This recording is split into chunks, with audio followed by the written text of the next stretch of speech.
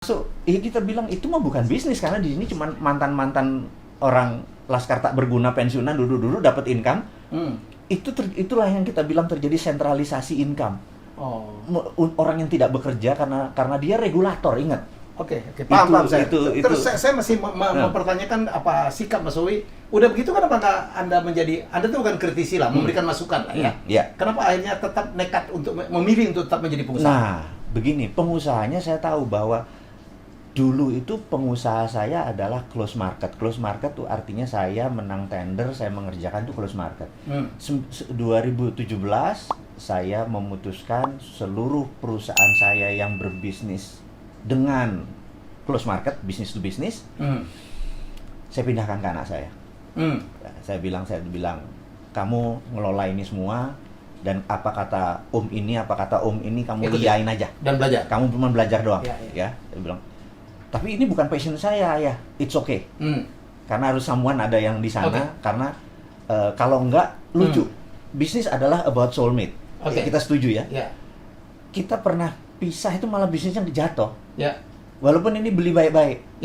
Karena walaupun cuma 20% main, lu harus ada di sana deh. Anak lu dah. Karena gue perlu vibrasi lo, dan itu lucu. Vibran. Itu. Jadi bisnis ada mengenai kayak gitu. Nah, terus sejak 2017 saya itu ada sebuah pengalaman menarik. Saya tahun 2000 saya bertiga. Saya ke San Francisco. Waktu itu Google lagi third round, lagi cari dana round ketiga gitu ya. Kami bertiga, saya yang paling kecil lah. Waktu itu Google menawarkan 21% saham senilai 36 juta dolar gitu, tahun 2000 nih. Kita 2 malam tuh berdebat. Tapi teman kita yang paling gede duitnya nih, pengusaha yang kalau saya sebut namanya semua orang tahu gitu ya. Dia sahabat saya, dia Chinese Indonesian gitu ya, sangat nasionalis walaupun dia Chinese. Terus dia bilang, enggak bro, katanya, Yahoo is the winner, search engine the end, Yahoo is the winner gitu ya.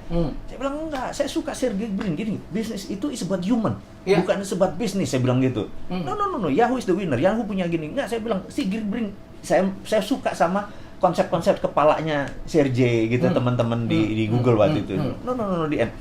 Akhirnya kita nggak beli, walaupun beli saya cuma nunut ya, kan 36 juta dolar besar, saya cuma nunut, saya minoritas. Yang nomor 2 Mr. P ini dan Mr. F ini akhirnya sepakat, dua ini padahal setuju sama saya, ini satu, tapi dia yang paling besar. To make story short, 2018 kita ketemu.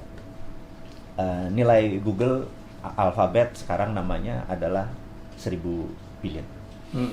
Kita bilang kalau kita punya 21% kita lebih banyak dari APBN gitu. Itu Kadang-kadang dalam hidup begitu ya. Dalam hidup begitu.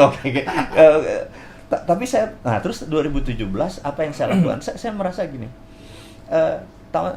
Saya di Kementerian Pertahanan, saya di dunia shadow itu udah lama. Brother Helmi tahu sekali. Nah, kita tahu bahwa tahun tahun 65 pemerintah Amerika ini merasa begini. Kita perlu bentuk komunikasi lain di luar PSTN. Dulu kan PSTN, telepon rumah dulu PSTN, jalur kabel itu. Nah, dari tahun 65 mereka membuat survei, tahun 69 akhirnya mereka meluncurkan yang namanya internet, WWW. Jadi sekarang ini baru 51 tahun internet itu. Jadi mau itu Alibaba, mau itu Tencent, mau itu Tokopedia, apapun itu Amazon, harus lewat WWW. Bener nggak? Artinya, dan siapa yang buat? Yang buat DoD, Department of Defense Amerika. Jadi selama Anda pakai internet, lupakan Anda bilang, wah China is the best information, dia menguasai. Selama pakai itu, datanya diambil, selesai ya, itu kita end of discussion. Jadi saya merasa waktu itu di tahun 2017 ini lagi tenger-tenger yang ini negara kok karena mungkin terlalu sibuk ngurusin yang lain sehingga lupa di sini ada yang lagi menari gitu ya, lagi pesta.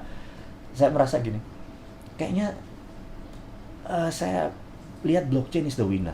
Blockchain is the winner? Iya, jadi saya pikir ini akan menjadi, saya teringat waktu dulu search engine, Yahoo is the winner. Tapi kalau tanya umur sekarang, anak-anak sekarang, Yahoo yang mana Pak? Gitu kan? Karena mereka lebih kenal Google gitu. Nah, saya merasa sekarang ini bahwa blockchain is the winner. Cuman saya study apa sih blockchain itu, bener nggak? Ya. Saya kirim 30 orang, ada yang ke Jepang 3 bulan, ada yang ke Jerman, ada yang ke Las Vegas, dan lain-lain belajar. Akhirnya saya tahu bahwa Bitcoin is blockchain, tapi blockchain bukan Bitcoin. Apa maksudnya? Jadi Bitcoin bukan blockchain, tapi blockchain. Jadi Bitcoin itu adalah blockchain. Platformnya blockchain kan? Blockchain. Nah, orang kan kenalnya blockchain adalah Bitcoin. yang Bitcoin itu terhebat. darlingnya aja. Darlingnya. Darlingnya aja. Nah, jadi Bitcoin adalah blockchain belum tentu Bitcoin. Ya, nah, Okay. saya mau pelajari blockchain, bukan pelajari Bitcoin nih, mau pelajari. Oh, ternyata dia itu adalah kayak orang arisan. Kita bertiga, misalnya saya, Mas Helmi, Mas Randy bertiga, kita arisan. Oke. Kita ngocok, terus keluar Mas Randy. Ya, kita sekarang bulan ini Mas Randy yang dapat. Itu namanya Trusted Open Ledger.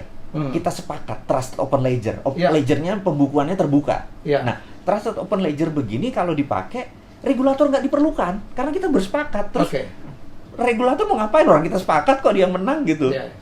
Nah, itu yang Anda pelajarin. Itu yang pelajarin. Mas Owi, ini kan yang nonton kita kan macam-macam, Pak. Yes. Barangkali bisa nerangin blockchain itu apa sih? Nah, saya tidak berusaha menjelaskan itu sebagai teknologi. Jadi blockchain itu adalah simpel aja dengan bahasa yang simpel. Open ledger. Pembukuan terbuka. Ya. Hanya itu aja kalau itu. Jadi dengan pembukuan terbuka, kita bisa tahu kemana lajur ini jalannya pada saat transaksinya kemana tetap terbuka. Nah, menurut saya keterbukaan itu akan menjadi future. Jadi saya pernah mempunyai buku tulisan judulnya Vision 2030. Saya menebak apa yang akan terjadi 2030. Saya bilang blockchain is the winner, mengalahkan WWW. Sekarang belum bisa, masih hybrid, masih nyambung. Nanti dia stand alone. Tapi gitu dia kelihatan akan menjadi pemenang. Belum saat ini. Itu alasan kenapa Anda membuka usaha Santara?